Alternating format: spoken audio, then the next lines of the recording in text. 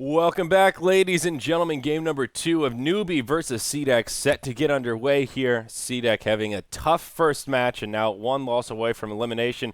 syndereN, my friend, how are you today, sir? I'm good. I'm ready for some Orchid plays in game Ooh. 2. Dude, that Orchid was steamy last game. Moo was on point with that thing. I have no idea why you pulled that out of. How the hell was that what you were thinking when I said that? I still don't believe it. I'm not sure if I'll have to kill you if I tell you how my mind got to that. All right, that's fine. I can live without that knowledge, I guess. I enjoy life. I'm all good. I think that may be a good call there, my friend. So looking at game number 2, what do we have on the docket? NewBee with a very similar looking spread of heroes. Queen of Pain, Bristleback, their opener. Probably your Moo and June heroes once again. CDEC, they switch it up a little bit. Shadow Fiend gets banned out, so they go for Storm Spirit Lion. They'll take that same support, and now they've got a different hero for the mid lane, probably where Shiki's going to find himself. And we'll see what Aggressive wants to play this go around. So, I don't know, man. The Brewmaster seemed to be the one of many weak links for CDEC last game, but the difference is there was a lot riding on his back to get control of that game going, and he just never really found it. Oh, I feel like the biggest problem for them was their early game supports. Blaming it on the Brew not getting splits off in a game where he has to basically play extremely well in the mid game after he did okay in lane. He got the farm he needed. He did fine. The supports, however, not really an impact at all. And yes, ultimately he had to be the big comeback player, but you need to look at the individual stages of the game, and one thing leads to another in Dota. It's a very snowbally game. So they definitely need to get more done early. This time with the Storm Spirit, he's actually harder to gank for than a Shadow Fiend, which is another thing in that last game. Like, they had a Lion who's really good at ganking Quap, right? You have Hex and you have Earth Spike, and you have a Witch Doctor for good damage, so they had the tools to try to gank the Quap. I don't think they ever tried it.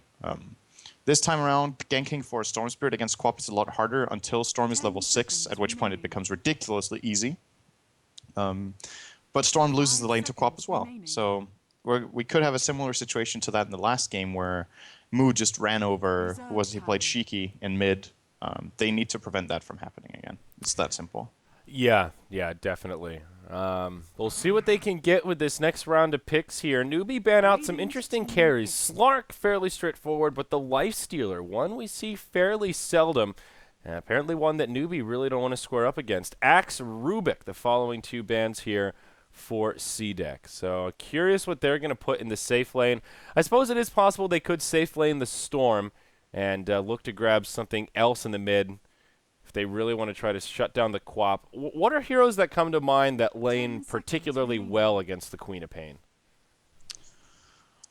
What heroes are popular right now that are good against Queen of Pain? That's a good question. Like, out of popular heroes, Viper is good. I think Sniper actually does fine. It's very difficult for Quap to go aggressive on a Sniper. He'll stay uphill. If she tries to aggress him, he can always shrapnel and fight her back. What else do we have? Yeah, I guess those 2 stand out for me. Just come to mind. Outworld Devourer is a great matchup, but he doesn't really get played right now. Oh, I'm not upset about that. Oh, the Treant. Okay, we talked about him a little bit in the last game after they had picked up their Lion, and here they go, their second support. Now maybe they've got someone who can help their mid lane beat this Quap. This is very important for the Storm Spirit, and it also there's two options now for CDEC. Either they play the Storm versus Quap, and they think Storm is fine because of Living Armor, which is definitely possible if Storm plays well, or they try to rotate very early with Boots on Treant, a Smoke on Lion, and they gank mid with Hex. And if they get one successful gank off on the Quap, the lane is won. Like, then Storm will win the lane. He'll get level 6 faster than Quap. He has the Living Armor backup, and then it's on NewBee to make the counterplay in mid and get back into that lane. So, it's very often the case for mid one-on-one matchups. It's just whoever gets the first kill just gets ahead, and the level of play these days, not very rarely, but rarely do you see a player with a significant one-on-one advantage throw it away without getting ganked again. So I think that's the recipe for CDEC, and find a hero that deals well with Bristle in the lane then. If you want to rotate your supports, have a hero that can stand alone and actually own Bristle. You mentioned Viper, who actually wouldn't be too bad of a pick if they want to go that route.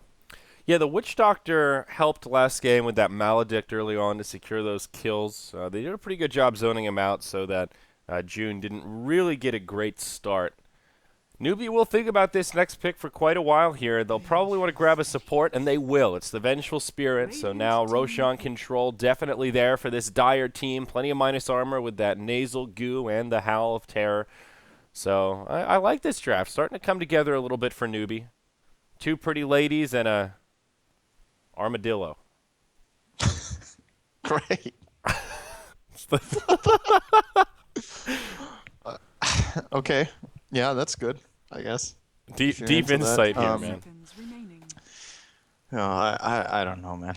5 seconds. That's actually really hard to transition from. You're absolutely right. That's what there is right now. I mean, it's good. It's You're challenging open-ended. me today. You're just trying to throw me off, right? Well, it may be a combination. It's also very late here in America, and I didn't get to sleep so much. So there's a That's degree very of true. 4 a.m. Just insanity that's coming about here, perhaps. But the true. Juggernaut, It's all right, a enjoyable. tried and true classic. Maybe this will be the aggressive hero, and perhaps this will fit his style a little bit more than that Brewmaster. It did feel a little bit last game like he isn't as comfortable on a safe lane farming Blink Dagger carrier like that, like a Centaur or an Axe or a Brewmaster. It requires a very specific style of play to kind of control the game, much different from someone like a Juggernaut who will spend a lot more time just power farming in lane. Yeah. Speaking of power farming, Lycan, a really good hero at that as well, and maybe that's just what NewBee are thinking here. Okay, if they want to safe lane farm the Juggernaut, we could probably get away with safe lane farming a Lycan. And he also is very good at dealing with Hex. It's one of... There's a few heroes that actually do very well against Lion, and that's why he's a good pick, because there are very few heroes that really just are okay with being hexed. But Lycan in ultimate form is the fastest fish you'll ever see. 650 move speed just swimming around the terrain. So Yeah. he definitely has potential against Lion. He's also pretty decent against Treant. I mean, Overgrowth is annoying, but Lycan is a carry that generally doesn't mind getting a BKB, and if he doesn't get a BKB, he still has like the Necro books, and even the space that Overgrowth creates is actually not enough to keep Lycan at bay for long enough. After that, he just runs you down. It's 3 seconds, that's great, but if your team can keep them somewhat in the area, Lycan will catch up and run them down. So he's a hero that was really popular. There's a couple of teams that still pick it highly, but he's fallen off a lot in popularity compared to if you go back some months when he was actually first phase pick.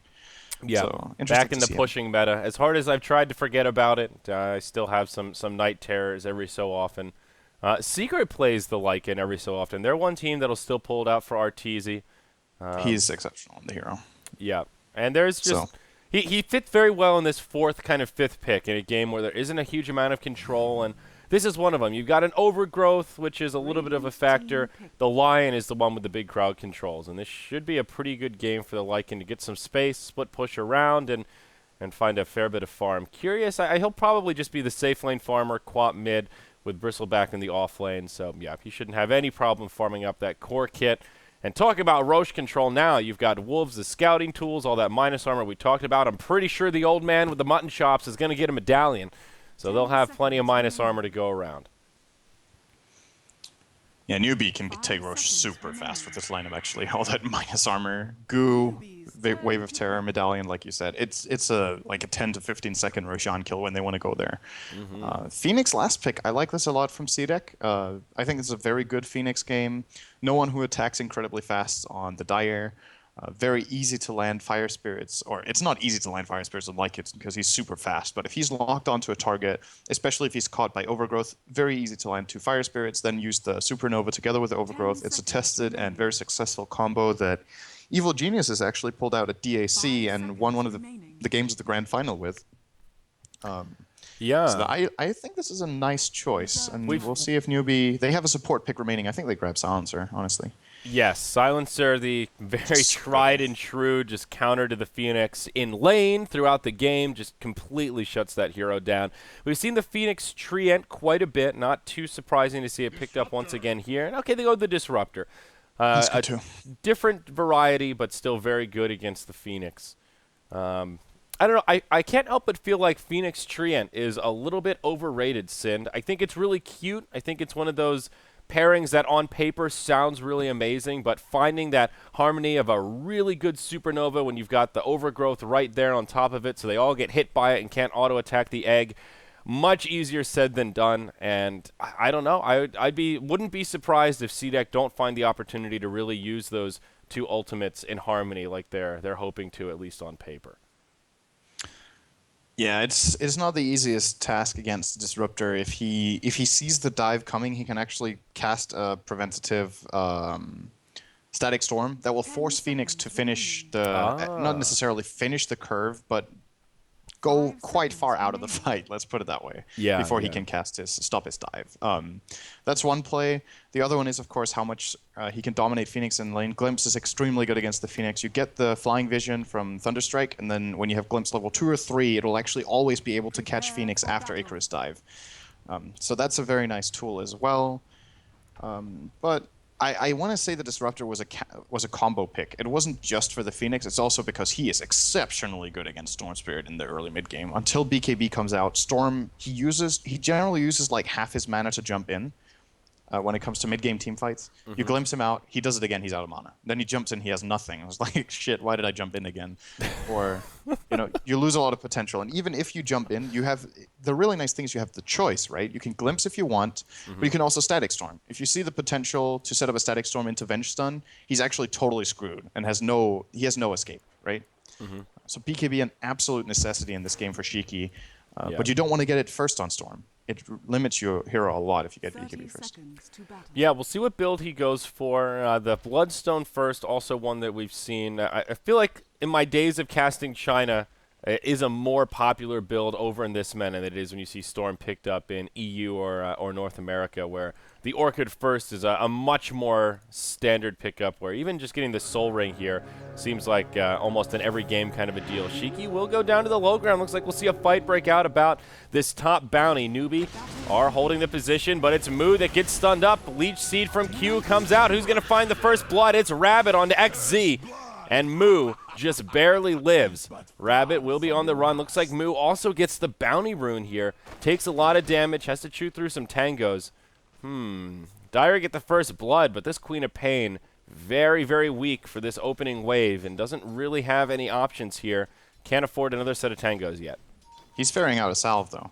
Oh, right? He bought a salve already. Okay. Yeah, because he got the bounty rune. If he didn't get the bounty rune, you're right. Then it would have been an awkward situation for Moo. But since he can just ferry out a salve, I think he's going to be just fine. He's going to use it immediately.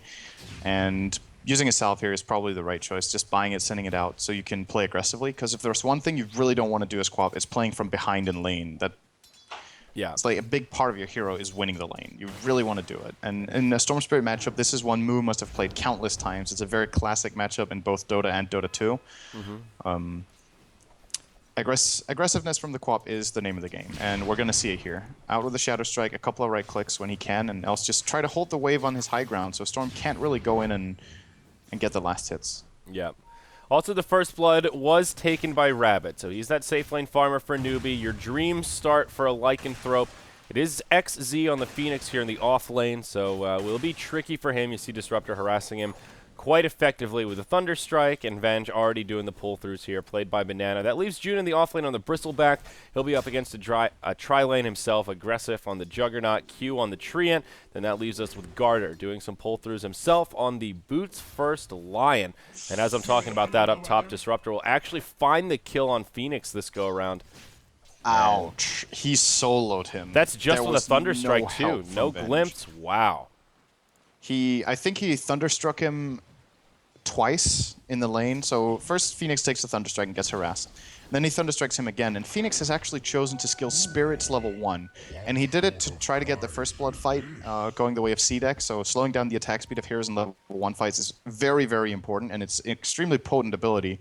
But if you don't get the good head start and you show up in lane, you're level 1 with these Spirits, Disruptor just keeps fighting you, and if he either dodges the Spirits or is strong enough with Thunderstrike, you have no escape. Like, this hero actually is... Phoenix is garbage without Icarus Dive, let's be honest. Like, really, really weak in lane. You've got the Fire Spirits while they're running. After that, you are shit. You have 0 armor, 500 health, garbage move speed, no mobility. A hero doesn't really get any worse in lane than Phoenix without Dive. and without spirits. It's a bold statement, but I can't really argue it here. I feel like this is what I've seen when Bat Rider was a really prominent pickup, where every so often you see Sticky leveled up at that first point, and well, without the way to walk over cliffs, sometimes it can cost you life. But for Phoenix, it's an even bigger deal as he doesn't go boots first. Oh my. And now he's just completely zoned out. He can't even get close enough to the creeps to get level 2 to have that Icarus dive. This is the inverse snowball effect here as you see Thunderstrike. More than enough to push him back out of lane. He's not getting level 2 here. I'm not sure why he's staying. It's not going to happen. So what do you do? Cliff jungle now? Is that your fallback? Leech mid? I mean, you've got this guy right here, right? You can just kill these potatoes and tomatoes. Slowly but surely. You can't cliff jungle because you can't get up on the cliff. Oh, yeah, he's not level... He can't actually, like... He doesn't have... Okay, so what oh, my. He can farm the jungle, though. Like, he can take one of the smaller camps. Every hero can do that with just a little bit of kiting.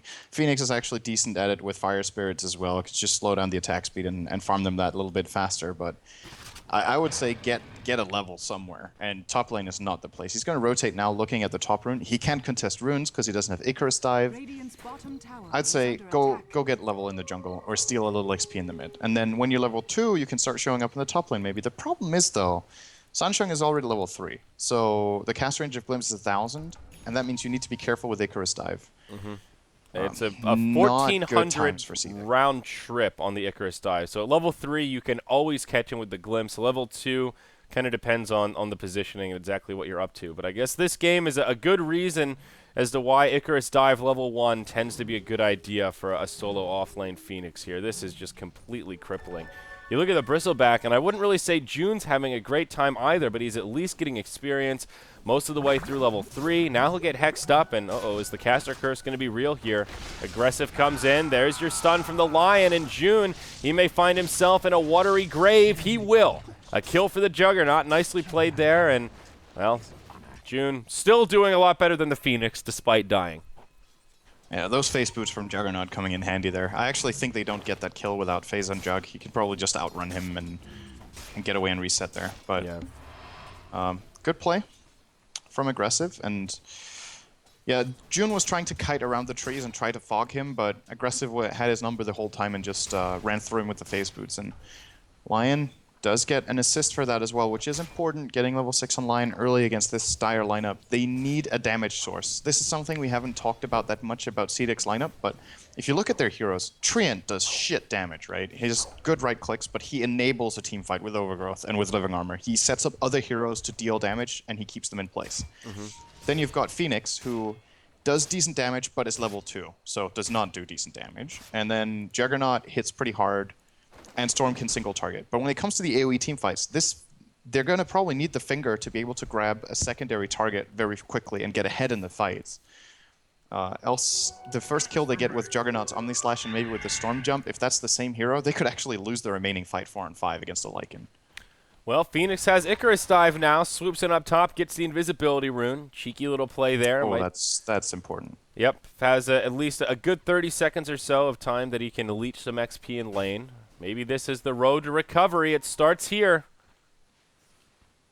But it's a long road at that. Mid lane, Banana wants to rotate onto Shiki. Gets down a Lightning Remnant, and he's already level 6. So Gank's not going to come so easily here. Can pretty easily disjoint that Magic Missile, and should feel pretty safe. Dire do get a ward down here in the mid lane, gives some vision to Moo.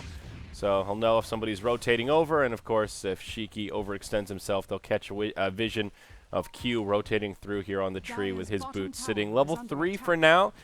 How is the level disparity going? Pretty even this game, actually. Level 2 on the Venge, level 4 on the Disruptor. Similar spread for the Radiant side with Treant actually level 3, so a minor edge there. The weak point, however, is, of course, this Phoenix, as we've seen. Only 2 compared to the Bristleback, who is just about to ding level 5, and also has a nice a beefy stack here. Looks like a triple stack of Ancients for his recovery to take place. And I was about to say the good news for Phoenix is this hero doesn't really need gold, but it just needs experience. And then I realized, well, he doesn't have either. So that's actually not really the good news. But okay, so here's the point. When Phoenix reaches level 6 or level 7, with 0 CS, he can actually still have a really major impact. The question is, when does that point kick in? He's still level 2 minutes 7.5 in the Radiant offlane is abysmally low experience. He's going to get level 3 here because the Dire finally choose to push the tower. So they're giving a level over to the Phoenix for a tower kill. I think that's well worth it at this point. They might even try to force the tier 2 here to get a reaction out of CDEC. Looks like that's actually already coming with Juggernaut rotating up. This might be a gank they're not expecting. Yeah, the living And armor actually leading the messing charge. Rabbit's going to be in trouble here, I think. Yeah, here we go. He'll channel the ulti. Aggressive comes in. A glimpse back will send Aggressive from whence he came. But Rabbit, he wants to go for a kill. He finds Garter and chomps him down. Now starts poking Aggressive. No opportunity to use a good Omni Slash here. Wait, he's already used it. What the hell did he use it on? That went horribly. Okay, that went horribly for CDEC. So they initiate with Lion's Hex onto Rabbit, but Rabbit is already in Shapeshift. So the transformation continues.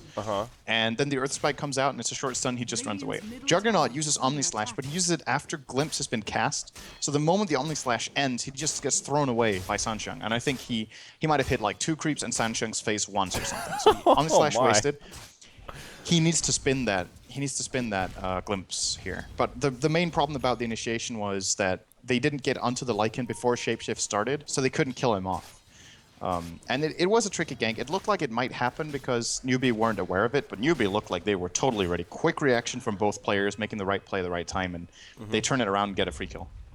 Well, now Rabbit in great shape. Only 3 kills on the board, and he's got 2 of them. As also the position 1 carry for the Dire side, about 1,000 net worth up on the Juggernaut. He'll have his Medallion, Vlad's Power Treads. They'll smoke, and I think this is a Roche play here. Certainly is. Banana leading the charge.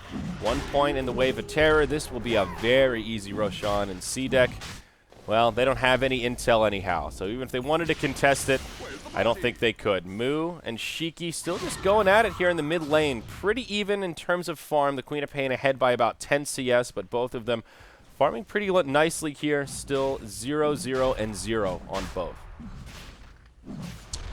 And down goes Stone Guy. This is getting claimed by Rabbit. No, they give the Aegis to Moo. Okay. Interesting. Okay. Yeah, it's a good choice, I guess. Moo can play a lot more... Oh, pardon me. Haste. I really had to clear my throat there. I'm sorry. So, Moo can play way more aggressively as a result of this Aegis than the Lycan would. He's a transformation-based hero. So if he uses Shapeshift and he gets killed, he comes out without Shapeshift. So he's not really the best Aegis carrier. Queen of Pain, however, both lives are really relevant with Aegis. So probably a better choice to put on the Quap here, actually. And I agree with that. There's the tower going in. This game looks like it's entering Game 1 territory already. 5,000 gold lead, 4,000 experience. They have the Roche. They have 2 towers. CDEC haven't claimed anything. Their Phoenix still not level 6. He's level 5 now, sharing experience with Aggressive in the mid lane. I mean, and while that's happening, NewBee's just taking over the map. Yep, Treant and Lion not level 6 yet either, so their prized combo of the Supernova with the Overgrowth, not even an option yet as their Tier 1 towers are getting picked apart. Garter barely misses getting scouted out here behind the trees. NewBee a little too far away to punish it anyhow, but I'm mostly surprised at how quiet Moo has been this game. I mean, it's been a quiet game in general, 3-1 here in 11 minutes. They're just finding superior farm around the map, but seeing his Queen of Pain 0, 0, and 0 at this stage is just a bit jarring, not something I'm accustomed to. They will find the final Tier 1 tower. Rabbit, he's now secured 2 of the 3 last hits on the towers, and he got the first blood. This is one rich Lycan. Pretty much everything is going his way this game. I don't think there's much he'll be able to complain about. No, and taking all these Tier 1s is going to open up the map even more. Or a nice glimpse into Static Storm. Shiki totally dead. Wait, Living Armor's a pretty good spell, I heard. All right, he's still dead.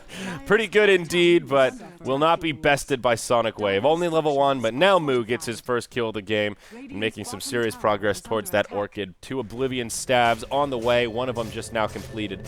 Meanwhile, in the top lane, CDEC, they want a tower of their own. They see what all the cool kids are doing, and well, they want to be a part of it. Unfortunately, though, it won't come easily. A couple of TP rotations, and they will be repelled from this Tier 1 tower. Still pretty far out of deny range, while NewBee continue to split the map. Look at how aggressive these wards are. They block out the hard camp with an Observer.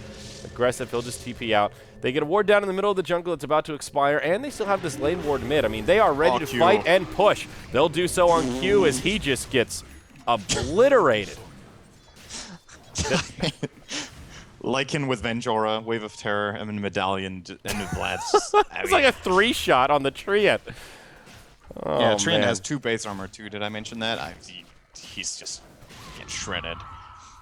And the problem for CDEC here is they actually have the tools this time. They have a Storm to initiate. Their line is almost level 6. The Juggernaut had a good start and with great farm, but they're still not the ones finding the openings. It seems like NewBee are controlling the game, both Game 1 and Game 2. They are the ones who make the right rotations. They are the ones who force a reaction. And the reaction out of CDEC just hasn't been crisp enough. They did try one gank top that we saw earlier. That one actually failed and they lost a hero. So, I mean, if that's what your ganks turn into, maybe it's better not to gank at all, but you have to at least defend your Tier 1 towers. They've given 3 Tier 1 towers for free. Well, now they're starting to hand over Tier 2s. Tier 2 in the top lane's already been glyphed, and they will come in to try and take a fight here. Jug still only a level 1 ulti. Does have the Mask of Madness ready, but he needs to make this Omni Slash count. Moo in the front line. Remember, he does have an Aegis of the Immortal. No ultimate for another 25. Q has an Overgrowth. He's lining it up. Overgrowth on 3. It misses Moo. Now the fight breaks out. CDEC jumps in, but they lose Shiki right away. Aggressive now on the back foot. Supernova on the backside. Looks like it will go through. Finger of Death brings down the Venge. A 1-for-1, but they lose their tower, and it's not over yet. Now NewBee reinitiate. Garter on the back foot will get brought down. It's Bristleback that finds the kill. A double for June, and it will end up a 1-for-3. So not quite as disastrous as the last fight, but still pretty bad. They'll have a buyback on the Lion, none on the Jug, and now their Tier 3 tower will be available for the taking. No glyph available here, and this could end up being a quick This is game. actually Rax. I don't think they can hold this. Moo still has the Aegis like we talked about, or maybe actually they're gonna pull back and play safe. They glimpse the storm though, so yeah, nothing's gonna come up with this. But I feel like yeah. Shiki is just has no options here. He hops in, he either gets static stormed or glimpsed back, or he just dies. That's why Disruptor is a great pick, and why I also thought Silencer would have been just as good, right? He owns Phoenix in lane. Last Word destroys Phoenix, disallows him from stopping the Icarus dive if it's precast. And Global Silence kind of works the same way against Storm as a Static Storm does. Sure, it doesn't deal damage, but it's also way less positional dependent, right? No matter where you stand, Storm jumps one of your targets, insta-global, and turn around and kill him. And Sunshine kind of did something similar there. So whether it's, like you said, whether it's the Glimpse resetting him or the Static Storm, the nice thing in that fight for Sunshine was that he actually got the Static Storm down that we talked about on Phoenix, and the Supernova got cast in a really awkward position. So he dove over the team, but he was silenced. And while he was throwing out the spirits, he couldn't get the Supernova off. And that was a big part of the failure of that fight for CDEC, was they were lacking that presence of Phoenix in the fight. I think the Omni Slash also seemed to do little to no important damage. And the mech from June, of course, another big factor for NewBee in the team fights. And 12,000 gold. This is actually a bigger gold lead than Game 1 at this point. 15 minutes, almost the 1,000 GPM advantage for the Dire. It's been much less bloody and a lot more objective-based for NewBee. I don't know if they've got some hot dates tonight or what, but they are tightening this noose very quickly. CDEC now get their first tower kill of the game up in the top. It's a Tier 1 down. Aggressive will get the last hit there. A step in the right direction as they smoke on through, but NewBee still busy taking objectives themselves. They'll claim a Tier 2 tower in the bottom lane. There's still no glyph available, and NewBee are making a lot of use out of it. Yeah, they have to rotate back with CDEC, and now they need to be careful, because if they TP into a Glimpse, they get a 4-on-5 fight. The Juggernaut is the only one who can port in aggressively and just spin the moment he gets glimpsed. But if he gets, let's say he gets stunned by Venge first and then glimpsed, he needs to not get caught by any of it. And, well, more than anything, he needs to be there. The tower is gone. Yep, Jug, he's going to TP back. Here we go, Supernova in. There's the zip from Storm right into the Static Storm. Phoenix will go down as they break the egg. Aggressive gets off his Omni Slash. It tickles, and now he's in a lot of trouble. Tries to spin away, but will fall. Finger gets a kill on the Venge, but a 1-for-4. And CDEC, they've said, we've had enough. Please, sir, no more. No more. We'll tap out. Buyback on the Storm as he tries to zip back to the well. He'll live. And that's it. A quick series and a dominant Game 2 as NewBee just run over the opposition of Team CDEC, and that will secure NewBee a spot in the second round of the lower bracket. And, well, unfortunately for CDEC fans out there, this is where their run stops. Game over, man. They got wrecked. That was harsh. I want to highlight the play of Sunshine in this game. I think, again, in this last fight, perfect play, right? You see the Phoenix diving in. and he does get the supernova off. So he gets a couple of spirits out, and he drops the supernova, and Sansheng knows what's coming. The Treant is going to walk in and try to cast Overgrowth. So he actually hits the Treant in Invis with Static Storm. He places it on the ground where Treant's point of entry would be, and he completely counterplays the combo of CDEC that they were looking for.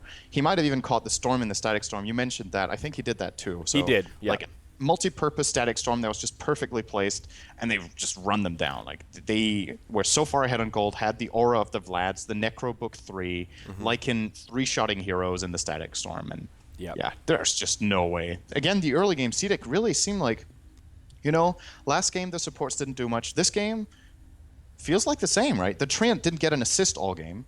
Lion, he had a couple of fingers that got him kills. If it wasn't for that, he would have 1 assist, and their Phoenix in the offlane got destroyed. So either NewBee just has completely figured them out, or CDEC are just playing some pretty poor early game by their standards today. I think it's a combination of both. I mean, with elimination on the line, it seems like NewBee really stepped their game up and came to win. They looked a little more tight today than they did yesterday, and I think CDEC looked a lot stronger yesterday. I mean, that was one of the most one-sided games I think I've cast in a while. A 17-minute victory, and even if they didn't GG outright there, I feel like NewBee probably could have taken the throne in sub-20 with how much Rabbit was getting done. Any of that game 6-0 and 3 on the Lycan.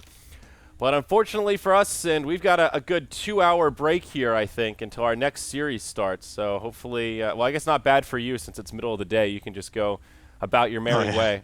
I'm going to pound some caffeine and try and stay awake. Yeah, maybe I should get a little nap in here. I think our next series is scheduled to start in like exactly 2 hours.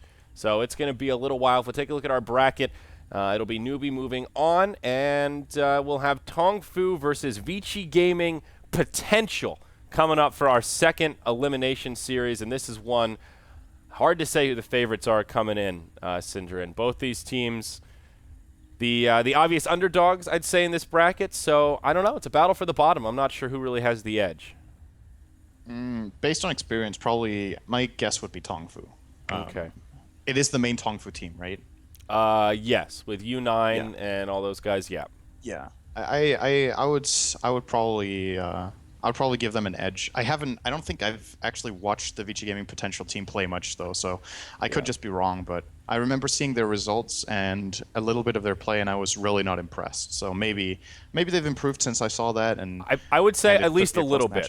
They looked stronger in the opening day of Phase 2 than they did at the beginning of Phase 1, if that makes sense. So I'm not sure how much that is really saying. They have been looking a little more tight. So it should be an interesting series. I think at the very least it'll be more even than what we just saw. So we've got that to look forward to. Yeah, but that sounds very likely. Yeah, but with almost any series would.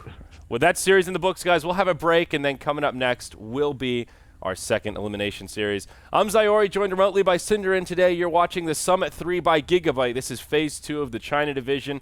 More elimination matches coming up after this.